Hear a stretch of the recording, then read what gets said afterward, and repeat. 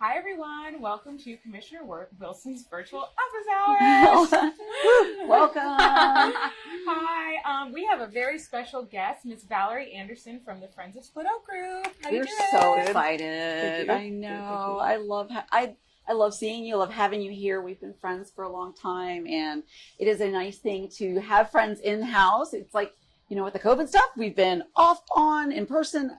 We're all vaxxed. We're all good. So we are sitting here healthy and happy today, and really glad that you're here with us. Thank you. Very excited. For those of you who are just tuning in for the first time, please check out NicoleWilson.org and sign up for the newsletter. We are always encouraging people to tune in here on the virtual office hours, sign up for the newsletter, or email district1@ocfl.net so that, if you have a question for the commissioner or if you have a case that we can help you with, we get to work, we get it done. So before we jump into our special guest and why we're here, why she's here, we want to talk a little bit about the upcoming Fertilizer Ordinance hearing. So just to, if it's the first time tuning in, or, in case we haven't been able to pester you about this before, every 2 weeks, the Board of County Commissioners meets to approve and discuss various items of policy, legislation, sometimes specific land use cases. And as I have tried to make the point of before, and I know that we try really hard to get everybody engaged, a lot of times when we get public feedback, it's really critical to the way the entire board moves. And so making sure that we're letting you know when things have been coming up and when they're continuing to come up. The Fertilizer Ordinance is something that's been worked on for years and years. Environmental advocates in this area identified Orange County's Fertilizer Ordinance as really having big holes, big loopholes, and shortcomings. And essentially, we are adding to the nutrient load that is destroying our springs and then sending that on downriver to destroy estuaries and sending that on down, So we have a responsibility not just to Orange County bodies of water, but really to our entire state to do what we can to make sure we're not adding to that pollution, not adding to the problem. So we really dug in, got some great data. Our environmental protection people did a study that really identified this was coming from topical application of fertilizer. And you were like, bingo, perfect. This is awesome. You know why? Because what this means is we can fix it. We can say we're not going to put it on these months. We're not going to put it on when it's rainy, because if we do that, it runs right off. It goes down the ditch and ends up in the lake. So they updated the ordinance, put in language, met with a bunch of people that are on sort of different sides of this issue, as far as people who really want to dump pollution in our water. Don't ask me why, but they show up. And people who really want to make sure that our springs are clean. And at the end of the day, we had what we felt like was a very, really, I felt like reasonable approach to making sure that we weren't adding more nutrients.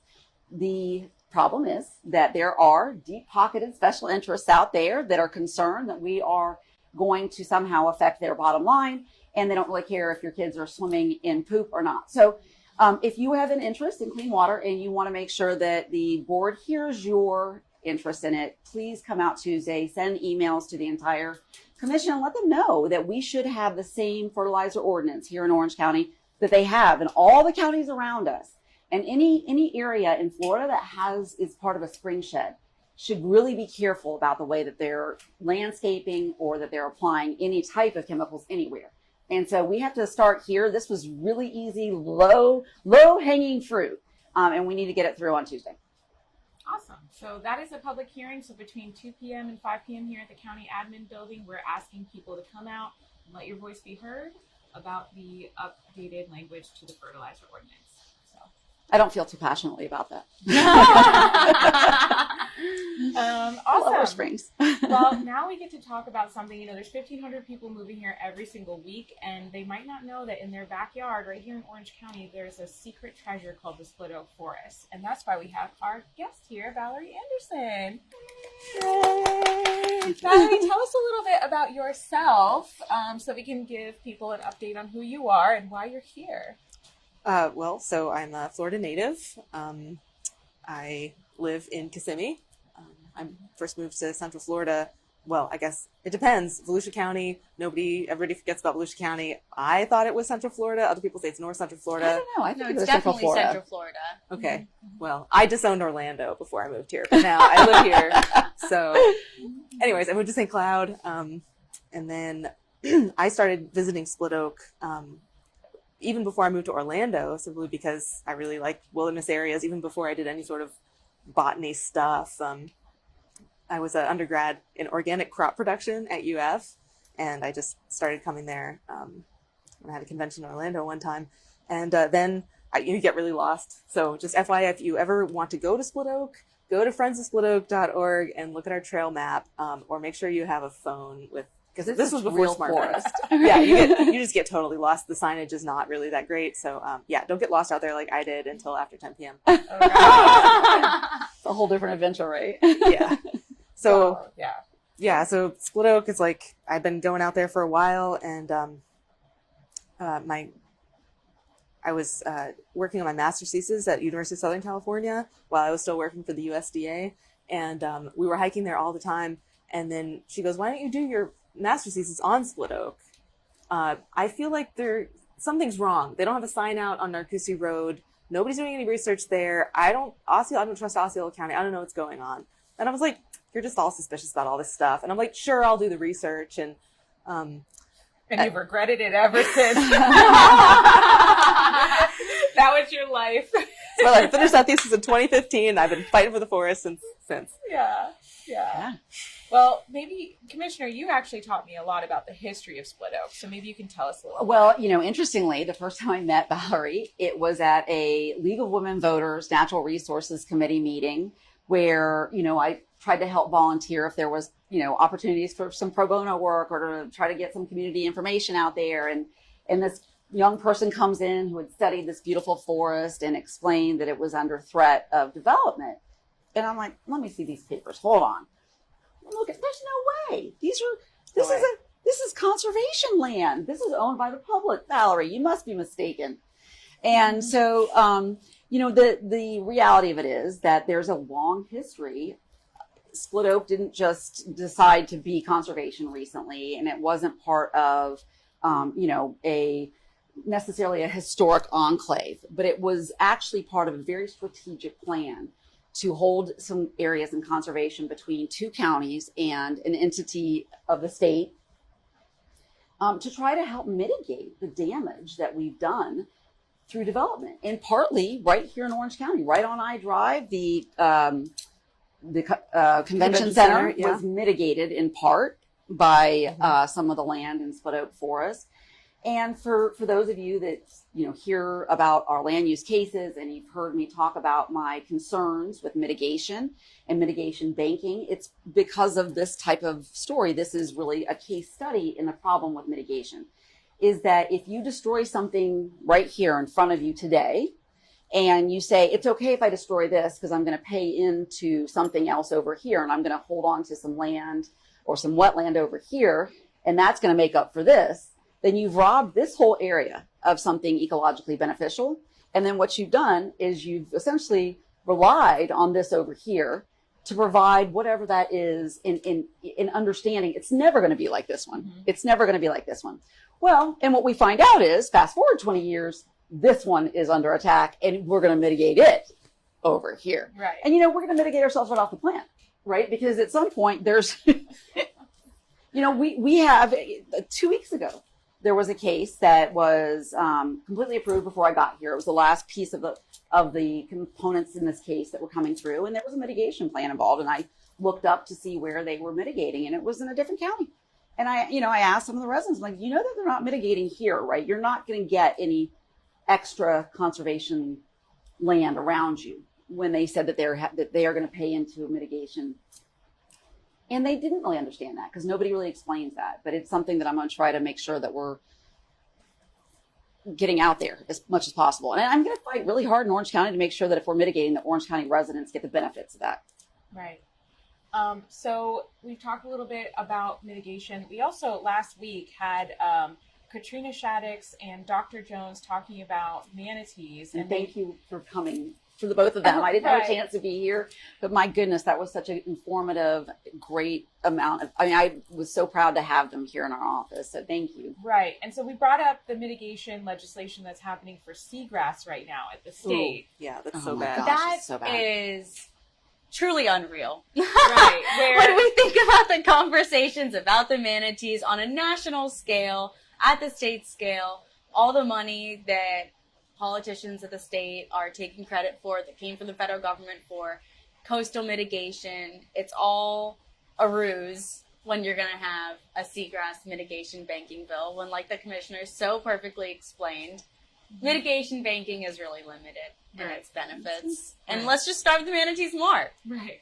Well, I just brought that up because it sounds like mitigation is kind of being used as this blanketed term for we can do damage and do good at the Offsetting. same time. Right. Supposed to be an idea of Offset. offsetting. Was Split Oak supposed to be a successful version of mitigation, and what went wrong? So it was. I mean, it was put into place. It has. I mean, I am not a scholar of all conservation land in the state of Florida, but I have not seen any documents protecting other properties in any way that's more protective. And I don't know of any Exactly other legal mechanisms to protect conservation land Anymore. in Florida in addition to what Split Oak has. So we have public ownership. Okay. We have public ownership of 2 different counties. Then we have an agency that used taxpayer money to help the counties purchase the land because they didn't have enough money to purchase the land. Okay, so that resulted in a grant award agreement with all sorts of conditions. You know, you can't have facilities, Right. you can't, motorbike on it, fill in the blank. And that all parties in this have to agree. Have to agree, including the managing agency, Florida Fish and Wildlife, then Florida Fish and Game. And then in addition to that, in addition to those protections, which, I think that's really nice, right? That's what every state park has. Every place you go, Should be pretty lock solid. you see wildlife and you're excited. This is really nice. I don't have to worry about this being developed. Right. That's like the protections. Okay. So in addition to that, Split Oak has a blanket of conservation easements, one large one for the Orange County part, and then a little piecemeal mitigation in the Osceola County part because they did it differently. And that is also tied to mitigation, which is an additional layer on top of the conservation easements. So, I mean, I used to joke, you dump some, burial mounds on it or something. I mean, there's nothing else. Yeah, it's the most protected forest basically in the state. Yeah, and I think it's really important to make a clear distinction between we feel challenged quite a bit in trying to hold on to our forests. But many of those forests are privately held with an intent to do something on them. That's not the case here. This is public land. This is publicly held. So it's very different than those circumstances where we are looking at trying to negotiate with an entity about the limiting their damage, right? This should be just off limits. Right. Period. The people first, when I came to those first public meetings in 2017, and they were like, "Oh, Valerie, it's Deseret. You can't fight against Tavistock and Deseret. It's Split Oak is not defensible." I was like, "Look at the documents. If Right. Split Oak is not Then defensible, nothing just give is. up. Just Right. give up right now. That's Right. it. Like, stop Nothing being is. an environmental person Yeah. and give up." That's right. Well, something that you're teaching me about the way the law works is that if a certain case comes up and it sets a precedence for future cases, could that mean that what happens to Split Oak, and we'll get to the root of what we're here to talk about, if something were to happen to Split Oak, does that mean that there's now a precedence for future forests to have an easy route to just steamroll all their protections? Well, so there's 2 different things that I kind of want to make sure that we're being opening up to understand. Legal precedent is because case law was made in a court of law. If there's a finding, a finding, then that can be applied anywhere that there's a similar set of facts in the law. Now, in policy, which right now, if you think about Split Oak, yes, there are ongoing cases, but as far as what the policy positions are, and knowing that the protections that were put in place for Split Oak were made, rock solid, with some exceptions that are in all conservation lands in order to be able to do something if it's really necessary for the public, right? If there is a public good that is happening, then they have the ability to basically alter some part of that conservation plan. And that is, it has come up in things like needing to cut a fire line if there was some kind of a forest fire, if you needed to put in some kind of electric line, if there was some kind of something that was for the public good. Anytime, and you've been to these meetings, that something happens like that, where there's a decision that's made by an agency, it's not necessarily, it shouldn't be a precedent. Those things should all be evaluated each time, but they do all rely on whether or not that's happened before. And we've heard them say, well, we've done this in the past when we've seen this. And so, yeah, I mean, I think it does open the door for, that is an idea for ways to get development done cheaper. There's nothing cheaper than just stealing public land, right? It's Right. Well, I mean, so this to me is sort of the crux of the issue is you have a road that wants to get somewhere. The road is the Osceola Parkway extension, and the Osceola Parkway extension, Central Florida Expressway Authority would like that road to go from the airport to the new development on Desert Ranch or Sunbridge development. Okay. And in the way are some private lands that the road could go around with safe curves. Or there's free land, free public land that has been managed for free, managed by state taxpayers. because we own it. Because we own it, and we've been paying for it with our tax dollars that are paying FWC staff to manage for endangered species. Yet in CFX's last budget for Split Oak, there is no money paid to Osceola County, because the route that they picked is through Osceola County, for the land in Split Oak. No money. No compensation to the people of Osceola County, no compensation, just some $300,000 for mitigation. Right. And the alternative would be that they would have to otherwise pay the private landowners Right. their full market value worth of their land in order to make that route. Which, by the way, happens all the time. Happens right? all the I mean, time. right. That's customary. Exactly. And, you know, it was sort of just misfortune for Split Oak to be this place that is in between, you know, the privates, and they're like, ooh, this is a way to get this done, and not end up having to pay private landowners. But, you know, as somebody who feels very strongly about the public trust and about the idea that if we're investing public money, then it should actually be the highest price. It should be the highest price paid, not the other way around. Absolutely. But, you know, I mean, if you think about it, we talk about this when we're concerned about all of our resources. It's the same thing for water. And you know, our legal paradigm is archaic. It's from England. And you think about if you own a piece of property that sits on a spring, that you get to tap into that and sell that water, even though we share the subsurface if it bubbles up somewhere else. And so, you know, those sort of common law property rights things can be fixed in legislation. That's when, if you have a good legislative body somewhere, they can come in and actually fix that and clarify. But oftentimes, you know, you don't have a legislative body that has any interest in doing that. And so it ends up defaulting to precedent, common law, and people get to continue to take advantage of what should be shared resources, and resources that when they're gone, they're gone. So here you are meeting Commissioner Wilson before she was Commissioner Wilson. Let's just say Nicole. That's right. And you're flipping through. You're like, wait, no, this is crazy. Solid. So what happens then? I'm sorry to make you relive this. It's been such a journey. It's very painful. It's painful, but you know what? We've made some great friendships, and you're here because of That's right. Right. That's exactly right. Thank you, Split Oak. Because we were sitting in that meeting. that's right. Yeah, And for Betsy said- context, why don't you, for Yeah. people who So- don't know you so just or to- how important this issue is to you. Yes. So, I mean, I obviously have stated, and I'll say it again and again and again. I think people distrust their government. I think people distrust their government rightly, oftentimes, and it makes me sad because I love our democracy. I love our country. I love our state. I love our county, and I think it's worth fighting for. But we sat front and center on the reason why people distrust their government in watching a private entity, more than one private entity, use their money and influence to sway a preferred route that was taking this land from taxpayers, from the public, destroying a natural space and calling stakeholders to a table. But you know what? You don't call a tree to a table, and you can't call the Gopher Tortoises to a table.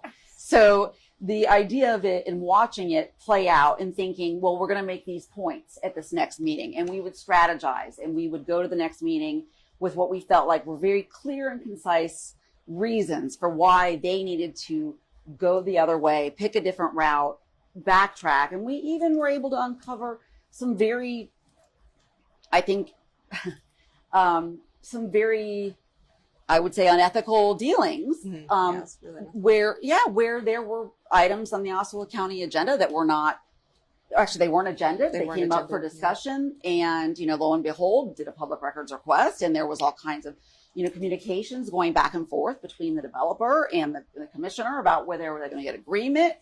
We can't do that. That's against the law. That is literally against the law. I'm not allowed to have conversations with my other commissioners about how we're going to vote. I'm not allowed to promise anything to anyone anywhere about how they're going to vote. It has to be out in the sunshine. And all these things sort of made us feel along this path like, well, certainly this is where they realize they've taken it a step too far. Mm-hmm. Certainly this is where they realize this has to be off limits. And at every step along the way, Like, oh, what? they continued to move forward with this preferred route through Split Oak. And so, the final stop was here in Orange County, because Osceola County, in, whatever unethical, weird way that they came to their determination, did. CFX said this is our preferred route. They had their, people do the whole presentation, and the two members, or the members that were there from Orange County, agreed, and that moved on, which means that the other entity that needed to agree was the Orange County Board of County Commissioners. So this was the last stop. We brought legal scholars, we had scientists, we brought people who said, it's against the Florida Constitution to do this, because the Florida Constitution says very specifically that unless it loses conservation value, you cannot remove this type of conservation. And there was a young woman in front of me with a wavering voice who looked up at the commission, the sitting commission at the time, and said, it says perpetuity, and that means forever. And I know what perpetuity means. Do you know what perpetuity means? And they patted her on the head, and tears rolling, and sent her on her way, and then, took a vote. It didn't matter how many of us were there. It was 60 some odd people with really solid evidence. My predecessor took it upon herself during her own commissioner time to read a statement from somebody who didn't bother showing up that day and didn't have to stand in line and get timed. And so they had their decision made before they got there, was what that told me. And I think that I looked at you that day and whoever else was sitting around me, and I was like, that's it. I don't know if I can win, but I'm going to try this. I'm going to do this. I'm going to try this, because I felt really betrayed. Yeah. And I felt really betrayed for all the people that were sitting there that were depending on, the system, that were depending on what I believe in the law. I took an oath to the Constitution when I became an attorney. I took an oath to the Constitution federally and the state. I took an oath when I stood to get into this office. And I remember those words. And so to see them subvert the law that way just was very motivating. And so, So we did the Save Split Oak campaign, and I actually met your daughter first yes. before I met either of you, and got wheeled in, because environmentalists, we're like glue. We find a way to stick together, and then we're just, it's like an adhesive, tight. We are always going to be, we're going to basically be blood sisters at a certain point. Just Well, it feels so good, because you think, when you're trying to speak for things that don't speak, right? When you're trying to speak for things like organisms, the sanctity of soil and water, and you think you're really alone because it's quiet in the forest, and thank God it's quiet in the forest. Mm-hmm. It's so nice to find the other humans and the other voices that have those same feelings and feel so passionately that they're willing to also roll up their sleeves and do whatever it takes. And we've been met with a lot of really tough days, right? But the fight goes on. Right. So the Save Split Oak campaign happens. It gets put on the ballot. Before that, because I want to talk about leading up to that and then after what's happening now, there was this discussion about a land swap. Right. So the presentation to both counties and CFX was about, don't worry about Split Oak. All these people who are speaking about Split Oak are just being selfish. They're not seeing that we're giving them 1,500 additional acres. of this other land. It's going to be so great. It's a wildlife corridor. Doesn't everybody love wildlife corridors? Isn't there like a wildlife corridor? Yeah, it's like a whole big thing. It's so great. You guys just don't know how to read maps. So anyways, if you don't vote for this, you're not getting the land. That was very clear. It was the contingent. Like, literally, it's written into the agreement. I combed through the agreement because I didn't really understand how in the world this wasn't statutorily prohibited as a land exchange, because it was a land exchange. It was contingent. They were saying, we're going to donate this if you give us this, which, by the way, that's not a donation at that point. And can we clarify as well who was donating and who was giving the presentation? Tavistock. Large, the developer. Yeah.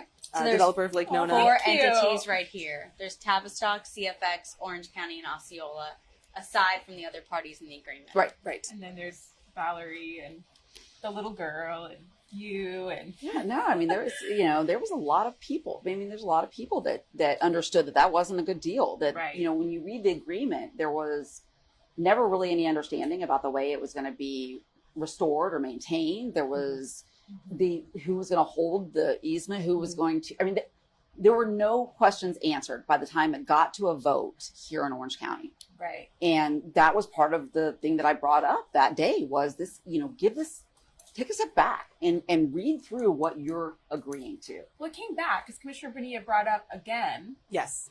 But There was meetings later. right? Yeah. That there was a problem with the definition of linear facility. Right. That it wasn't as obstructive to the actual environment. That it had to be like a minimal impact. Right. So let's back up a little bit. Okay. You were talking about what you can do with public land if you absolutely have to. Right. Okay. And so I am not in opposition to getting, putting a, power line through public land if the people on the other side don't have power. Right. Okay. So there is something you can do for the public good. Making sure we're running that's- sewer so we don't have septic. Right. And that's a linear. That would would be an example of a linear facility. Yes. Okay. The description literally is, pipeline. If you look at the description, it's like they literally list. Right. And so basically in the governing statutes for Florida Forever, which is one of our land protection program, you may remember voting for this if Yes. you're older than me. Worked on that. Worked on that. It's very, very nice. Very nice program. Anyway, so they're governing statutes for what you can do once you have these properties in conservation. And you can do things with them. And I'm not opposed to all of these things. But in this particular case, you have linear facilities, which are like not a big impact. And then you have a land swap, i.e. getting rid of a major part of a property and swapping it for something else. Right. And in the statutory requirements for this and in the rules, and then those rules were then adopted by the Florida Communities Trust, because I was at that meeting where they adopted those rules, so they're just like the Florida Forever rules. Anyways, so these two things you can do, one of them is a lot bigger deal, right? This is a big deal. Land swap. Get rid of a bunch of high quality parkland you maintain for 20 years for endangered species, whoop, and then give some land over there. And if you follow these things, you may remember there being a very controversial one that has been they've gone round and round about in Seminole County. Right. And, Good and example. can we clarify for those watching the difference between a land swap and mitigation? Right. Because it sounds similar. Right. So in this case, they're saying they're kind of using it as mitigation, but mitigation is a permitted process. Yes, and it is actually quantified. Mitigation is quantified by credits, and so it's a very different thing in that when they look at mitigating for wetland, they can take a certain class of wetland and say this is going to translate to a certain number of mitigation credits. Mm-hmm. Whereas in this case and in true land swap cases, it is just whoever's negotiating. Right. It's a negotiation. And there are technically, you can't have a lower score for the application, so they would have to rescore Split Oak's application from 1992, and it would have to be a higher score. I really doubt that that's possible. I mean, I sent a biologist on the tour, and he was like, yes, terrible. Right. Yeah. Right. So mitigation was no. Land swap was no. So all they had left was this loophole of linear facility. Well, so they pitched it as a land swap. All the meetings are all about how great this is going to be land great. swap We're going to is. get all this free land. This is, there's all this great free land. Watch the videos. I have dedicated myself, and I haven't done it yet, but I thought I would just clip some of those people talking about the land swap, right, and then bring it to the Florida Community Trust meeting. I actually think it would be a great exercise because this went on for. I mean, there were so many public engagements, so many meetings that we felt like this is going to be the one where we're heard. This, really, maybe these people have not seen what we've seen. And it just was, Didn't care. Yeah. Okay, so I'm gonna bring this in for a landing. I hate when people say that. Okay, so basically, if you're gonna do a land swap, you have to have a higher percentage of the board holding the land agreeing to it. Okay. Okay? Well, they don't have that in Orange County. so the approval vote would have had to be, because it wasn't a unanimous vote that day. And in all fairness, and I know I was very critical of the board that day, but there were, Split Oak advocates who did not vote that way. If it was going to be decided as a land swap under Florida statutes, they would have needed more approval than they got. And that's why they wanted to get the linear facility. That they needed another vote, and they didn't have the vote. Right. So they counted the votes and then decided to go forward with the linear facility application. And the Florida Communities Trust staff responded with a request for additional information, which said, excuse me, This looks like a land swap. this looks like a land swap. Why is this not a land swap? Right. And they responded back with some hamburger language. Yeah, and to try to bring this to today, because I think there are a lot of people in Orange County, and I love this about Orange County.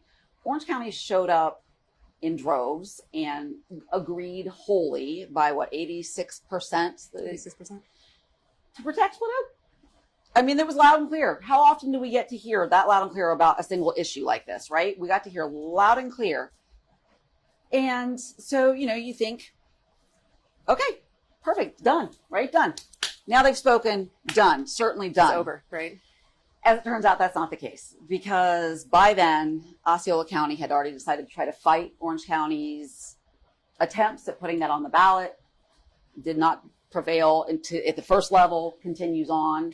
Right here in Orange County staff has continued to answer questions to FCT. The application that was put in 2019 is still sitting right there. It's still being processed as though we didn't have the information that we have now about all of this, right? That we have so much information now about what FCT sees as a land swap, about what a linear facility really is, about the way that the public feels about this treasure of ours, right? So, it's coming back. Mm-hmm. And could you explain in what way We all it's just coming looked at back? each other like, I slept for one good night. I had one good night rest, Go ahead. So could we explain to people watching how it's coming back? Right. Okay. And what they can do, what we can do. Yeah, absolutely. We can do. Okay, so what's happening is we've discussed the Florida Communities Trust. So they're supposed to be the adult in the room. Okay, so they're the agency that's supposed to, if the county say, I want to put a road through this place, they're going to say, no, county, you don't do that. No road. Right. Remember, we promised. I love accountability. Right? Okay, so if the counties can't listen to their people, if counties can't protect their public land, they're supposed to be an adult in the room. That in this case, that is the Florida Communities Trust. Okay, so the Florida Communities Trust is a board with all governor-appointed board members. Okay, so Friends of Split Oak Forest has a call to action on our website with those board members' email addresses, and so you can write to them to let them know that This is ours. that this is our property. If you're an Orange County voter, say, hey, I voted for this to be protected. So please don't hear this application from Orange County, which they probably shouldn't still have up there. Right. Yeah, and I want to kind of make a point about the charter amendment. The charter amendment was created really in reaction to the frustration of not being heard at some of these different levels. And so it was Citizen moved forward. One of the actual appointees on the Charter Review Commission, Jimmy Affont, if you're tuning in, who was, actually in a complete different subcommittee, said, I really wish there was something we could do. I wish there was something that we could do. And I thought, what? We'll see if the Orange County voters, if we can get it that far, if the voters have a say in this would be ideal. It's public land. Let the public have a say in it. And so the language for that was well crafted. But the problem with it is, at this point, it doesn't protect us from the vote that was taken before it was voted in. So even though it protects any future votes, right? So going back, if we're able to hear it again, it should be sort of the extra a layer of protection that the charter amendment speaks to. I think, to me, as somebody who realizes so many of these things come down to the discretion of the body that's there at the time, it's proof of why we just pull it. Just pull that application and understand that this is not something that does not benefit Orange County in any way, shape, or form to continue down this path. And in fact, it really, I think, continues to undermine public trust and potentially opens up other avenues for abuses by, private entities trying to steal public lands. Right. So let's talk a little bit about the importance of split oak. I think, first of all, let's talk about the gopher tortoises that are basically rehabbed there if they be relocated or mitigated. That word now has like a really bad connotation to me now. They are relocated, that's right. But yeah, they're relocated there. There's endemic species there that are found nowhere else in the world. Talk about your personal experience with split oak. Okay, well, we can talk first about the gopher tortoises. So some of the funding for split oak actually came from FWC's old gopher tortoise entombment program. So gopher tortoises literally were buried alive, and then people put houses on top of them, and then the developers paid money, and then that money was put in a fund, and that fund was used to purchase land, including split oak. And then on top of that, split oak was a recipient site for gopher tortoises. So that means, right? You can't make it this up. up. No. man. Florida. Florida. It's just, yeah. yeah. And get this, the incidental take permit, old entombment, those permits are still active. Yeah. No one has the, okay, so, the FWC board is also full governor appointees, and it's mostly developers. And so obviously there is no political will to get rid of these old permits. So there are developments around the state still with active entombment permits from like the 80s. Wow. Because we don't have a policy in the state of Florida to get rid of that To sunset them. to sunset these old permits. It's insane. Wow. It's crazy. Okay, so We can do a anyways, whole nother hour. a whole nother hour. We will have to devote So- some time. So it's a precious piece of land for gopher tortoises. Yes, and gopher tortoises are a keystone species. Okay, so they're like little tiny underground bulldozers. And so relocation is not that successful. It is moderately successful, but you still get about 20% mortality. Yeah. Because they are so good at navigating. They know that They they've wanna been go home. moved. They want to go home, and a lot of them will walk fence lines. They lose weight. Oh. There's a lot of fighting. So anyways, split oak is full of gopher tortoises. So it had gopher tortoises. They, as part of mitigation, they restore habitat. So, mitigation, I was like, oh, so they're putting new land? No, it's not like 1 + 1 = 2. Right. It's like a pasture, and they planted some things, and they're like 1 + 1 = 2, but it's not like new land. Right. It's old Yeah. land. Right. So you're not making new land to make up. Right. You're just taking land that they degraded from some other activity Right. and then restoring it. So Right. in split oak, that's what happened. You have some land that's overgrown, cattle impacts, you do some prescribed burning, you do some thinning of the woody vegetation, and then bam, you have better habitat. You move gopher tortoises in, and then it's full. And then, you make money from doing that, from people destroying things other places. Anyways, that doesn't... Money. It's money. It's money. Anyway, so that doesn't decrease the value of split oak, but it does mean that split oak has a self-sustaining gopher tortoise population. A recent study was done, and it has a self-sustaining gopher tortoise population. And that may not be true if a large highway Right. goes through it. And I'm glad you brought it up, because I do think also, and it's something that I, understandably, if you have not been out to see the site when they start a project as large as a toll road project, and understanding really the impact, right? Because it's not just the width of the project, but it's also what it severs and Right. what the impacts are to everything it severs. So people say, oh, it's 60 miles. Well, no, it's 60 miles and everything south of that. Yeah. And so talk about what Right. happens if that's severed. Right. Okay. So split oak is it was like, so FWC started in the early 90s to recognize the importance of uplands. So we have, federal wetlands protections, which are very important. Yeah. I'm not hating on But them. Uplands are important too. But as a native plant person and as a rare species person, the uplands are, one, easier to develop and federally unprotected Right. as a general thing.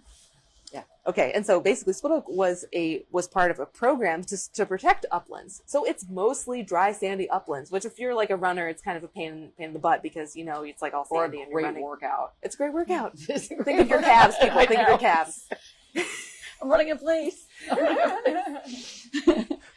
Anyway, so it has a lot of these species that are becoming increasingly more rare in the state of Florida, including plant and animal species, because we have, as the United States, preferred protecting wetlands over uplands. Yay. Okay, so I want to say something also, because I just want to make sure everyone's understanding this.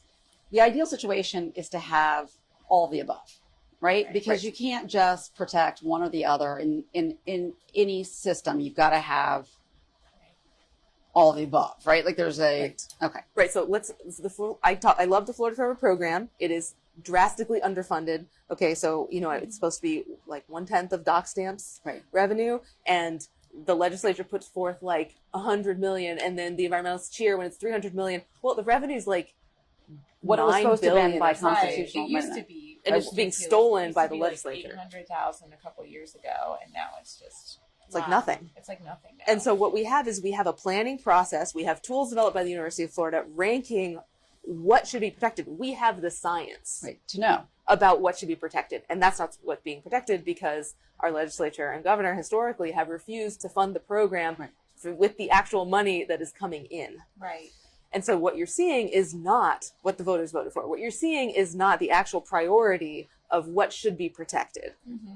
What you're seeing is, sort of a politicized version of the process that protects certain properties over other properties, despite, Or the actual sometimes ranking. donations. I think about forever and ever, and this isn't the state, this is here in Orange County. We had Green Place Initiative on our books. It was part of, our overall conservation plan for years before I got here, but they never funded, even though there was originally a mechanism, because that mechanism went away within the larger budget. It just evaporated, and people, they're like, oh, we've added things to the Green Place program since 2009. Not a single one was paid for by us, they were donated, which is fine. I love that, right? Free land, good. We'll put it in conservation and take care of it. But we also need to invest, and especially when the voters have said we need to invest, when they said we would love for you to invest. And those opportunities, they're not unpopular politically. So I don't understand the hesitancy there. Right. So 2022 is an election year. And I think I say this every single virtual office hours because Pay I've been attention. so excited for 2022 to come. Check the contributions of everyone that represents you or who's running to represent you. It's available online. And vote. Call them up and ask. You can call them up and ask, or show up somewhere and ask, and find out what is their position, what have they done, and in their tenure, or where do they see themselves if they are someone running for the first time, and ask about conservation lands, ask where they are on making sure that we got a fully funded Florida Forever program. Ask them point blank. If they don't answer that, then don't hire them. It's like any other job interview. Right. You'll be amazed checking names of contributors on LinkedIn, how much you can find. I mean, LinkedIn is a great resource if you're trying to fact check. Well, it's all who's public donating. information. Yeah, and it's all public through the, if you go to the Supervisor of Elections website, it's like really amazing how much public information there is. And it was something I found interesting, that every now and then there would be an entity that I'm like, I don't know what that is. You plug it into Google, and all of a sudden you're like, Oh, they're connected that's to Tavistock. that's the other LLC that I got it. Right. And The first time I did that was after the Split Oak vote, when I saw how many commissioners voted against this, and I was like, let me check their contributions. And I found some very interesting names that actually had a tie to this project. Yeah. It was interesting. Yeah. So please vote. 2022 is a very important year, and democracy is a verb. It's true. It's true. So what can people do now? Can they become a member of Friends of Split Oak? Yes, you can. Go to our website. of the founding member. She's founding member. You got the sticker. Yeah, my sticker wore off. It's on my. Do you see it on my computer? I literally on my county computer. Beautiful. Thank I you. hope that's Yes, not I can bad. get you another sticker. Yes, so $20 gets you a membership to Friends of Split Oak, which you can vote in our elections and attend our annual meeting. And please contact the Florida Communities Trust board members and the governor if you're so inclined. We have some bullet points on the website. If you just go to, it's the new splash page to the website, you scroll down to the bottom, it'll be FCT contact resources. I have some resources and background info and some bullet points. And so that's the next stop. So we've gone through a lot of stops. We went through Osceola County. Well, this project is so old. It started out with the Osceola County Expressway Authority. Wow. And it was adopted. They handed it off to the CFX. I guess the Osceola County Expressway Authority doesn't exist anymore. It got absorbed by CFX. Okay, they still have meetings and they still exist and they still collect money, but they don't have any new projects. Oh, okay, never mind. Yeah, I thought why they got get rid of absorbed. that Osceola Parkway cash cow? I mean, No, we right? gotta What get am I that money. thinking? Right. It's so and weird that because is- sometimes toll roads end Well, in other states. But Well, I was not going to here. say, and I do want to make sort of that's the other part that I think is very, to me, objectionable about this project. Is this, you talk about the public good and understanding a linear facility that puts in, a sewage line or a power line or fiber optic cable for people. That's one thing. A toll road isn't even something really accessible and usable for all. So it's not only is it not for the public, but it's actually, if you think about regressive taxation and that toll roads are the undoing of so many communities when they're in a community, nonetheless, the middle of a protected forest. So that's the other part of it for me. I not that I would agree. I think you have to go around anyway. I think there are just places you have to go around. You're not going to put a road through the Grand Canyon or Disney World for that matter, because it's off limits, right? Those things are off limits. And This is where this goes. And CFX is an independent authority, right? So they have limited accountability to the public in terms of, we have to live stream all of our board meetings and, everything is do. fairly easy access. I mean, they do have right? statutory. They do have Okay. they are Yeah, they are statutory sunshine. They are authorized. sunshine. Okay. Yeah. And they are made up of representatives from each of the Okay. participating municipalities, and the governor, I think, also has, 2 appointees? Two appointees. Right. But it's part of our Department of Transportation. It's an agency that is also considered a local collaboration. And I think, it's hard because I think we have to have these local collaborations for transportation. Otherwise, Tallahassee, which they kind of want to make all the decisions anyway, we would really be giving up all of it.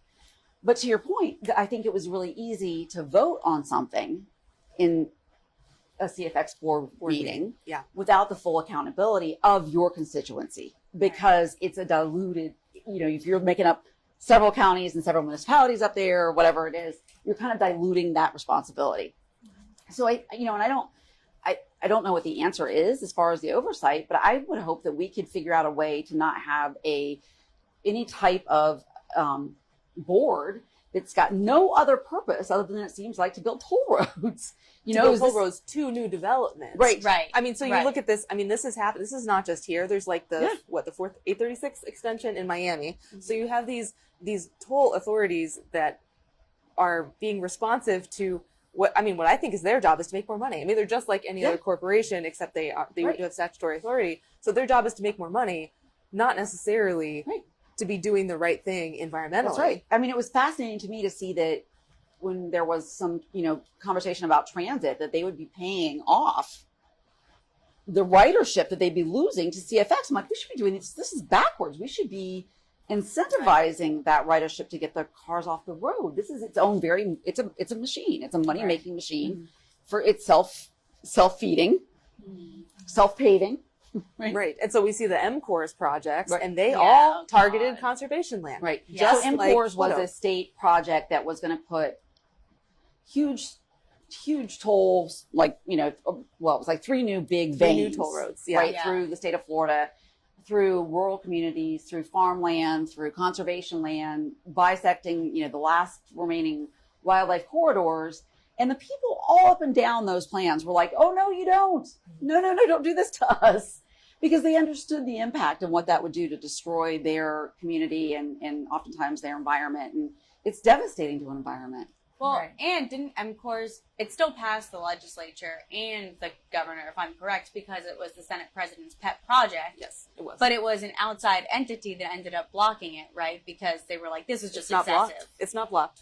I thought they stopped MCORS. Okay, so there was a new bill the next year that took away 2 of them, but Yeah. there's one that's still alive. Is that the Suncoast Parkway? Yep. Yes, It's I saw that bill. Yeah. Damn it. Stay tuned. Yes, so that's going to be a big fight in Yeah. the future. And so, we talk about the wildlife corridors, we talk about that bisection, and talk a little bit about controlled burns and what happens. Right. So the reason why I was talking so much about the uplands is the first argument that was made to me was, it's okay, they put the road through Split Oak, they'll put it on, they'll put it on little stilts and it'll be a bridge and you'll be fine, it won't impact the wildlife. I'm like, okay, so the construction will impact the footprint. But the thing about uplands is they're not wetlands. I was being reassured of this by the dude, the cowboy hat wearing dude who ran the Osceola Parkway extension, the Osceola County Expressway Authority. We did it through the Poinciana Parkway, and that looks great down there. But that's all through wetlands. Okay, you don't burn cypress swamps. I mean, cypress swamps fire turnovers are like 30 to 100 years. Right. Okay, these are lands. I mean, we just had Jean Huffman, the fire tree ring researcher, out at Split Oak, and her historical research shows that every year most of these ecosystems were burning. These upland ecosystems were burning. Now, most of our land managers burn on 2 to 5 to 7 year rotations because we don't have enough staff. It's not good enough for our endangered plant species. Right. And so that's the thing about roads is I remember, we'll just close the road. I mean, these people lie like rugs. We'll just close the road, Valerie. Yeah. I should have worn a camera the whole time. It's just so I could have these moments. Yeah, I mean, and I think the takeaway for people who don't kind of understand some of those, like the cycles and what the importance is. Sorry. No, I just want to make sure that I'm kind of bringing it full circle to understanding is that 60 acres plus the 100 underneath there, that isn't the point as much as the fact that it cannot be managed. The rest of Split Oak is going to have, you can't burn it. You have to have so much more crew. I mean, I'm on these, and I get these texts and, do we have enough crew? No, they cancel the burns. The winds have to be just right. You can't kill people by putting smoke on a highway. That's right. And you'll have people around. So Split Oak is getting built up around. You have people with asthma. You can't put a fire over there, or, the wind doesn't meet your burning criteria. You're burning for a reason. So you can't just burn at any time. It has to be dry enough. It can't be too dry. It can't be too windy. And so what you're doing is, I mean, I don't know who was here during the fires of 98. Oh, I was. Thought I was in hell. It was hell. I mean, we had fires jump 95 because we had all this private land that was waiting to be developed. Wasn't maintained. And it wasn't maintained. That's right. And it was so much vegetation. And that's the part that I kind of want to make sure people understand that is such a critical component in the land management and in preserving species. And, I think people think of fire as very destructive. Of course it is. But managed fires is how we are able to preserve. And so having that taken away, which is in totality what's going to happen. Oh yeah. Right. Will be so damaging. And so, and that's not intuitive. I wouldn't have known that if I didn't know you and I didn't learn about this along the way about what those impacts were. So, anytime that we have a chance to try to share that. And if you have any questions about it, reach out. I've asked some pretty wacky questions. And she's willing to answer. Right. So any building in Split Oak, even if it just cuts off the southern portion, right, is going to completely disturb the land management and the ecosystem as an entire whole. So in 2 years, you're not going to see too much difference. 5 years, well, okay, that milkweed is gone. Everybody hears about the milkweed and the monarchs, but we have 21 native species of milkweed. Oh. We have like 5 or 6 in Split Oak. Stuff, right? And it's all ground cover. And what you'll get is you get an oak scrub, and that's it. And those species are not going to come back. So there goes the reason why Split Oak was purchased, and extra money in management. It's all gone. Right. And you won't notice because it'll be like a slow decline. And I'll be complaining. Yeah. Yeah. Well, and saying, I told you so. I have to say one other point that hasn't quite been brought up yet. It's the fact that if you talk to our friends from Back to Nature, which are right next to Split Oak, they are seeing record numbers unlike anything they've ever seen because of the Lake Nona growth and all of the growth that's happening across the county. When an animal is hit, there's nowhere for that animal to really be rehabilitated other than SeaWorld and maybe some other smaller veterinarians and things like that don't take just any animal off the street. You have to have specific types of experts that can work with specific types of animals and then a process to release them in a safe place, which is usually Split Oak. Well, I was just there right before the holiday. They usually rehab up to 2,500 animals. This year alone, they saw 4,100 animals. And they're also talking about how all the rapid growth is causing animals, when they get sick, they'll usually go off to die, but they don't have anywhere to go. So they're staying around other animals and causing diseases to spread unlike anything that they've ever really seen before. So at a certain point, you have to ask, isn't our entire social structure and our government supposed to be looking at the quality of life for its residents. Isn't that why our tax dollars go into a fund in the first place, and that we have elected officials to have our best needs in the forefront of their minds when they're voting on something for us?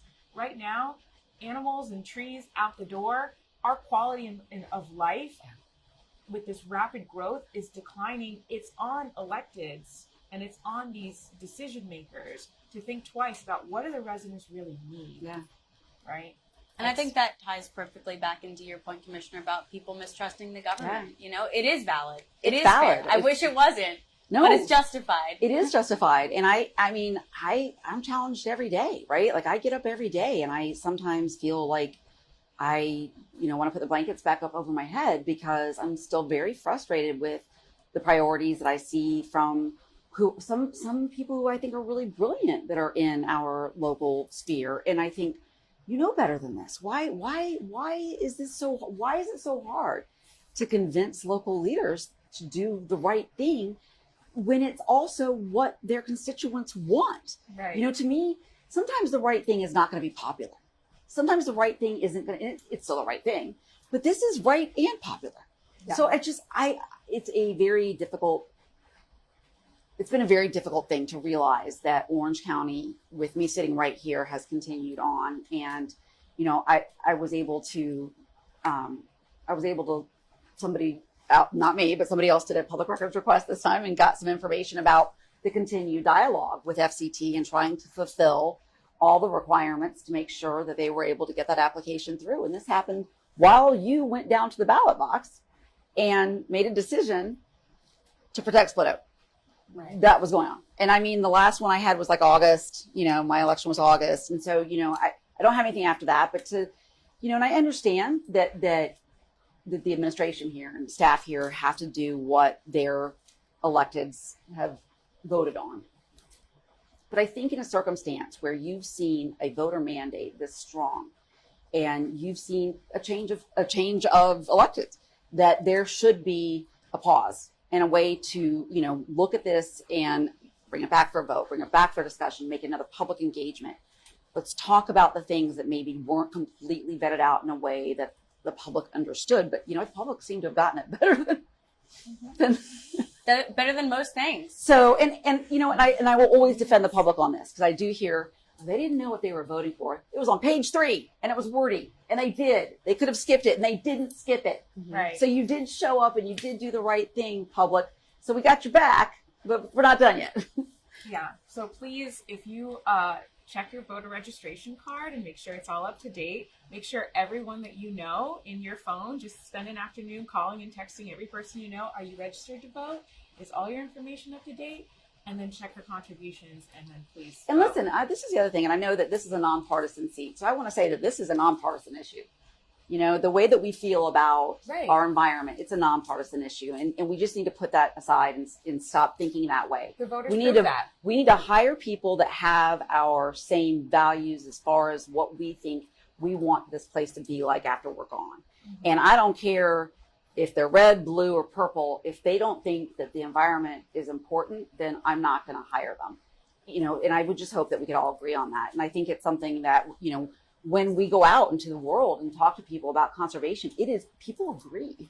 It is not something hard to get people to rally behind, no matter where they come from. It's very interesting to me, the amount of support that protecting those valuable things that come from. But we still have to overcome, very deep-pocketed special interests that have the ability to take the time and the money to put towards pushing their agenda forward. So it's just a heavy lift. Mm-hmm. It's a heavy lift, and I'm grateful that you're still here. I'm not going anywhere. I'm grateful for you all and your work, and I'm grateful to the public for really understanding that this is so important. Well, here's another quick question. So we know as the public that we should email the FCT and ask them to reject Orange County's application, or at least tell them to protect Split Oak. Is there anything else that we can do? Are there any other stops where the public can come in and say, I took too long to realize this, or like Lee said, I just moved here. This is a really bad idea. Right. let's not. Let's Well, please don't It do sounds, that. like, it sounds like on February 16th, when this comes up to the FTC, they're going to they could shut it down right then and there. They could shut it down. and then we don't have to worry. If they about don't, what If they what don't. are other options? Well, I do what I do, which is, sue people. Okay, good. So, yeah. So And as long as you're There's a lot of suing, grounds. construction can't happen. Well, I mean, that's a complicated question, right? Right. Because Okay. in order to really stop something from happening right then and there, you have to file an injunction, and it just depends Okay. on where it is, right? And what the potential harm is by not. we are very far from construction, Yeah. thankfully. And we were supposed to be in construction already. I would like to say this. So we are sitting here. So The timeline we kind had. of won. A We little kind of bit. A little won bit. for now. We won by delay of That's game.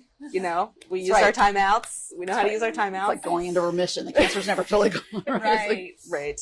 And so basically, we have that stop. We have FCT. And then, of course, Orange County does have something to sign. They sent the application in, Right.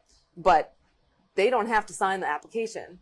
So we have several stops, right? So I can sue the Florida Communities Trust for the approval, right? Right. I can sue, we can sue Orange County if Orange County signs it and violates their charter amendment. Right. on Which Split would be Oak. after which, in an ideal situation, we don't get that far. But if it gets that far, then we're able to kind of invoke as much as we can in the charter. Because I do think, I think that the opportunity next week, believe it or not, at the state would be, just get rid of this, get done with it. If it comes back, we're going to come back and ask you to show back up. Yeah. Roll Oh yeah, your it'll be sleeves a up. big thing. If it comes back to be, because the board will have to sign it. Yeah. And so The whole board will sign it. Okay, great. yeah, the board has to make a determination. Yeah, I on think it's a this. single signature, but it's a vote. It's a So it vote. can't be Well, snuck by. this We're is watching. I keep bringing it up. 86% of the voters out there voted for this, and we have even more constituents who, right now with COVID, love hiking, love recreation. They're all paying attention, so it would be in everybody's best interest to protect this forest. Yeah. All eyes on you. And I want to say again that the land swap, I think, ruse, the kind of the smoke and mirrors with the land swap, it's important to know that if that entity wants to donate land for conservation, if that is truly their goal, we can get that done like this. We can If still they take really it. want, that, because that's what their intent is. But if it's because it's contingent upon the destruction of something that we've already invested in, then that is not a donation. That is just not a donation. And, my other thing is if you are a big, wealthy private landowner out there, put the road on your land. Take it to your land, and I know they looked at routes there were other feasible routes. And that was the other part that was so frustrating. We have another attorney friend that literally went out and sort of had meetings and conversations with some of the surrounding residents who are all like, yeah, we'd sell. Well, they could go around. It's just too expensive. Right. It's so the thing is, okay, the Osceola Parkway extension is a road to new development. It is not a traffic alleviating road. Right. So the western extension, maybe you could say it's a traffic alleviating road because it goes from the airport to Narcoossee, and Narcoossee is very trafficy. Right. But the eastern extension is all to this new development. Well, the landowner would argue, well, we're putting people there, so there's traffic now. Yeah. Right. Isn't it so crazy how development and roads induced always go demand. hand in hand? Right. So And crazy. so they could go around if they could come up with the money, but the thing is they have to meet certain criteria for the road to be viable. And this road is going to places where no one lives yet. Well, maybe somebody moved into Del Webb. I don't know. But anyways, there's not people there to pay the Road tolls. to nowhere. It's a road to nowhere and becoming somewhere right now. And so that's why they want to use the free land in Split Oak, and that's why they can't spend more money on right away. And when they can't go over that big borrow pit that Maury Carter dug in violation of his Right. South Florida Water Management District permit. And Whole so other it's show. Whole other show. whole other show. So it's too expensive because it's got a bridge over this fake lake Oh that this my guy gosh, used right? to sell sand. Right. Anyways, Florida. so now it's too expensive to go around because of their own self-imposed mandates on viability Right. for the road. And so it's not that it's impossible, it's just they don't want to spend the money. That's right. So they would rather cheat the taxpayers Right. Right. and the environment. Which And is the how we environment. started this whole conversation. Exactly. exactly. So this is not, yeah. Ladies and gentlemen, tonight, please visit friendsofsplitoak.org and share this video as much as you possibly Yeah, and if you have can. any questions, we are here. We are Right. here, and I feel, I'm open book, totally transparent. I did reach out to anybody that would listen to me here in Orange County to say, something has to stop because the voters spoke, and I stand with the voters. That's my job. You hired me. I will continue to do that till they throw me out. And I hope that democracy withstands the kind of pressure that we're talking about, and that hopefully we're going to not get to the point of it coming back here. But if it does, It's coming back here. And then there's the change to the tree phase. Oh my gosh! You know? To the tree phase. I mean, we have a lot of stopgaps here. We have constitutional lawsuits. I mean, they did not know what they were getting into when they found that first meeting. Right. And That's right. I think they just were like, oh, it's just another person that's going to go away. That's right. No. Well, I was in my 20s. Right. And now I'm in my 30s. Well, on the commissioner's job description, it says, "Are you willing to lay down in front of a bulldozer?" Yeah, and I pretty was much. like, "Yes." exactly. Thank you so much Yeah. for coming. Yeah. Yes, thank you. We totally So appreciate good. you. Thank you. Oh my We gosh. hope we don't have to invite you back Thank you. Actually, I hope you know so what? too. Come back. I would love to do for an ice cream social or or to something. talk about Native Plant Society. Right. Oh, yeah. Right, Talk about right. fun stuff. Talk about, we really want to somehow make sure that we're also getting out as much information about how people can, in little teeny ways, make a difference in a little ecosystem in their own yards. And They this is, totally can. Yeah. They totally can. I'm not all gloom and doom and, no, that's what I'm saying. We'll Yeah. come back and do I would love to do that. That would be so much fun. And then I think we all feel a little better if if we're in our own way, really doing something that we're seeing some great cycles of nature and feeling like we're providing a little bit of refuge. Absolutely. Well, thank you all so much for tuning in. Please email district1@ocfl.net if you have any questions. And Commissioner, anything in closing? I just want to say this is a Black History Month, and I want to challenge you all to fill your brain with the amazing history of Black Americans from the ones here in Florida. We were talking about Judge Thompson and some of the other influences I've had that were historic African Americans in this area. Challenge yourself to read a little bit, to learn a little bit about it, and to have a really wonderful weekend.